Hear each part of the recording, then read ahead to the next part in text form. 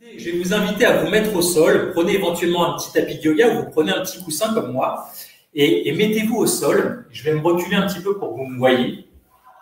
Et pour répondre à Anne-Marie, eh bien, il y a 3 principes du mouvement régénérant, les amis. Ça, c'est extrêmement important. Si vous avez des douleurs corporelles, écoutez-moi bien, si vous avez des blocages, des vieux blocages, il y a 3 principes qui sont essentiels pour ne pas se faire mal et pour régénérer. Le premier principe, c'est d'être extrêmement lent. Si vous connaissez le fabuleux travail de Moshe Feldenkrais, qui est fabuleux en réadaptation fonctionnelle, l'extrême lenteur. Le deuxième grand principe des mouvements régénérants, c'est d'être connecté à sa respiration abdominale. Et le troisième grand principe, c'est d'être gracieux, les amis. Gracieux, ça veut dire être dans un flot, pas de mouvement saccadé. Donc, je vous invite à aller au sol tranquillement et puis on va changer. Je vais baisser un tout petit peu pour que vous me voyez encore un petit peu mieux. Voilà. Et on va passer, on va se mettre en petite sirène comme ceci, par exemple.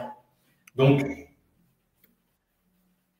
comme ceci, ou en petite sirène complète, en ramenant les jambes comme ceci. Et puis, je vais vous inviter à faire de l'escalade horizontale, à placer les mains et tout doucement à changer de position avec beaucoup de grâce, connecté à votre respiration abdominale pour vous mettre dans l'autre sens. Et si vous avez mal quelque part, eh bien vous faites comme l'eau, vous trouvez des voies de passage. C'est-à-dire que si cette position, elle est douloureuse pour vous et que pour vous, vous êtes juste capable de faire ça, eh bien c'est complètement OK pour moi. Vous mettez vos mains, vous restez là et vous allez cherchez la première grande tension pour vous rapprocher de cette position. Et dès que vous la sentez, cette première grande tension, vous arrêtez, vous souriez, on met du confort dans l'inconfort, on informe son système nerveux qu'on est en contrôle et que tout va bien.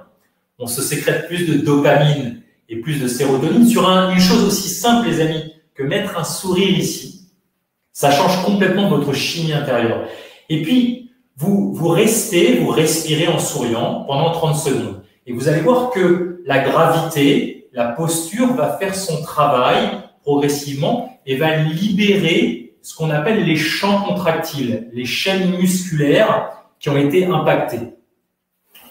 On va tourner, par exemple, on va aller se mettre tout doucement, on va se mettre en Sukhasana, en assis tailleur, comme ceci. Si pour vous c'est difficile parce que par exemple une prothèse de hanche, une prothèse de genou, faites ce que vous pouvez. Vous partez d'une position qui est OK pour vous et puis vous allez le plus loin possible dans la position. Vous trouvez l'endroit à partir duquel ça tire et vous inspirez, vous respirez dans cette position-là. Vous ne pouvez absolument pas vous faire mal si vous êtes extrêmement lent et toujours connecté à votre respiration abdominale. Vous savez, petite anecdote, quel est le sport, l'activité où il y a le plus de blessures aux États-Unis? Non, c'est pas le foot américain. Pourtant, vous avez vu les cartons qui se mettent au foot américain. C'est le yoga Ashtanga. Le yoga est une pratique que j'adore. C'est une pratique millénaire. Par contre, il y a énormément de studios aux États-Unis. J'ai la moitié de ma famille qui vit aux États-Unis. Il y a énormément de studios aux États-Unis où c'est devenu une compétition. Le yoga, c'est pas ça, c'est pas une compétition avec la personne qui est sur le tapis à côté de vous. Le yoga, c'est mon travail par rapport à soi. C'est un travail pour faire émerger la meilleure version de soi-même, d'être connecté de plus en plus à soi. Donc, l'idée, c'est pas de faire comme le professeur de yoga, c'est pas d'arriver à de faire la posture comme David, la petite sirène comme ça. Si vous en êtes là, c'est complètement OK. Le fait de vouloir forcer et d'être là comme ça et que ça vous tire partout au bout de 10 secondes, ça c'est une voie pour vieillir, pour dégénérer. Pour régénérer, c'est on trouve la position la plus proche qui ressemble à la position finale et puis j'inspire, je souris et je vais à ma limite en étant lent, connecté à ma respiration abdominale et en étant gracieux. Pas de mouvement saccadé. Il ne faut surtout pas faire ça. Là, je suis en apnée, je me tends et c'est comme ça que je vieillis. Le corps, les amis, je vais vous inviter maintenant à passer tranquillement pendant que je vous explique, à passer sur les genoux en seiza, ceux qui pratiquent les arts martiaux par exemple, Et si jamais c'est trop pour vous, prenez un petit coussin, ajustez, mettez-le sous les fesses, ou alors vous pouvez vous mettre aussi sur les mains comme ceci, et on peut se tenir à une chaise, et on va à la mesure de ce que votre corps, maintenant tout de suite, est capable de gérer. Et vous souriez, vous respirez, vous allez voir que le corps va libérer progressivement ce qu'on appelle les fibroses du tissu conjonctif. Il faut voir votre corps, ça c'est une première pépite d'explication pour nourrir votre tête.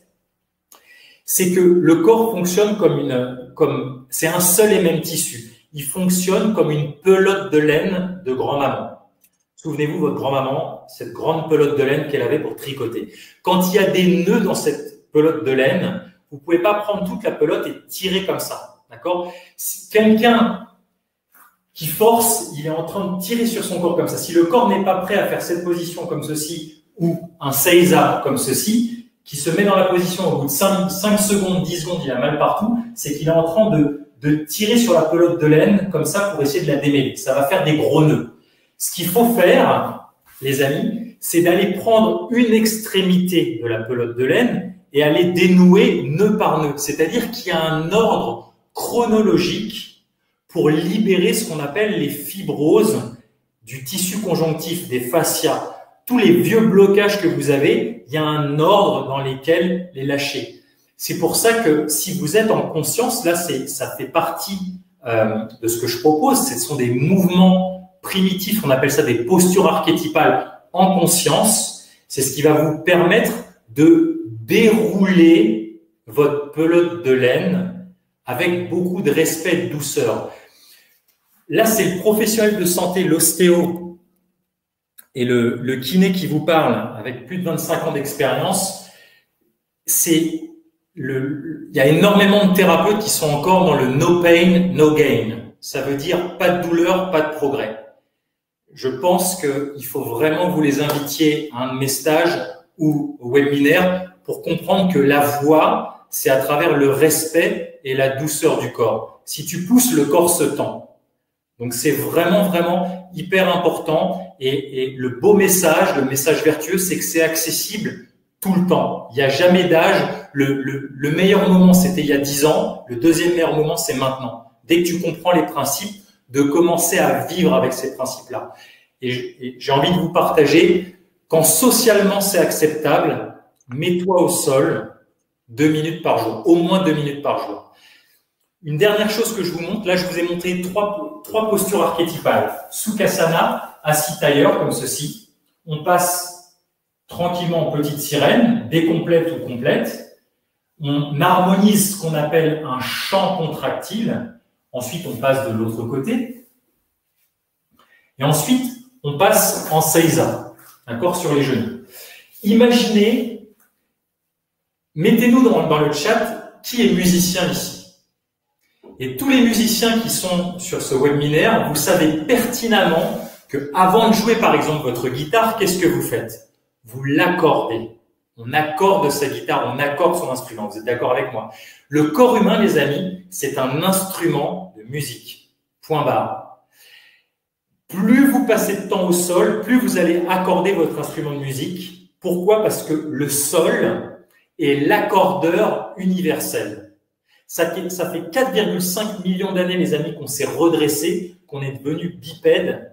Une des bases dans le pilier du mouvement que j'enseigne sont ce qu'on appelle les mouvements naturels. Comment on remarche pieds nus, c'est extrêmement important. Surtout pour vous, mesdames, si vous marchez avec des talons aiguilles, vous avez plus que personne, vous avez besoin de repasser du temps tous les jours en marchant pieds nus, c'est essentiel.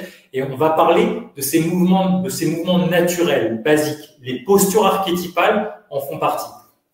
Moi qui ai eu la chance d'énormément voyager dans ma vie, ceux d'entre vous qui ont beaucoup voyagé, vous allez me mettre dans le chat, je vous montre. La posture reine archétypale, les amis, c'est celle-ci. Les 3/4 de l'humanité se reposent comme ça, en squat archétypal. Il y a une raison pour ça. Parce que c'est la posture reine qui permet de réharmoniser complètement tous les champs contractiles. Et nous, dans nos sociétés, comme on a perdu cette posture parce qu'on ne va plus jamais on va rarement au sol par rapport en Inde, en Afrique, en Asie. Et la bonne nouvelle, c'est qu'avec de façon très simple, ça se regagne. Ces postures-là se regagnent en les pratiquant en conscience tous les jours, en appliquant les principes que je vous ai partagés.